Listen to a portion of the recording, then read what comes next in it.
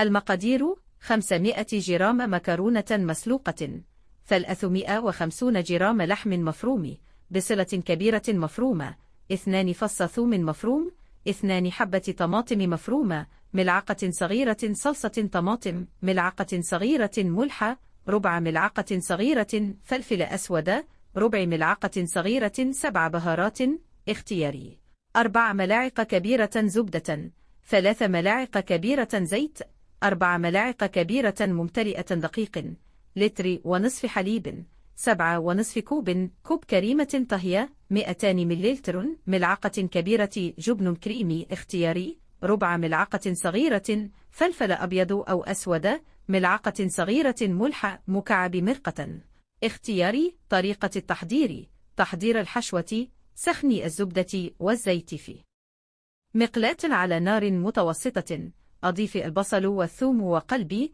حتى يذبل، أضيف اللحم المفروم وقلبي حتى يتغير لونه، أضيف الطماطم وصلصة الطماطم والملح والفلفل الأسود والسبع بهارات اختياري.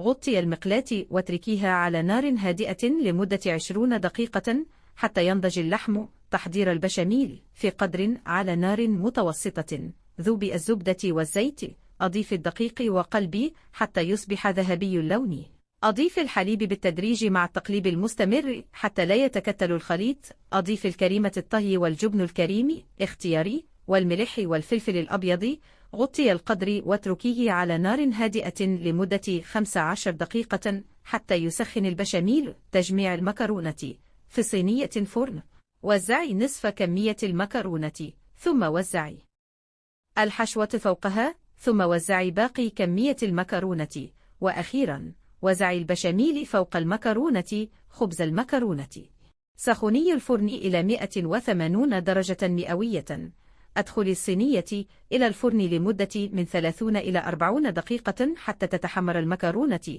قدمي المكرونة ساخنة. نصائح: يمكنك استخدام أي نوع من المكرونة المفضلة لديك. يمكنك استخدام أي نوع من اللحم المفروم لمفضل لديك. يمكنك إضافة أي نوع من الخضار لمفضل لديك إلى الحشوة، مثل الفطرة أو الكوسة أو الفلفل. يمكنك إضافة الجبن الموزاريلا أو الجبن لبرميزان إلى لبالشاميل. يمكنك رش الجبن المشورة على المكرونة قبل خبز لحصول على نكهة إضافية.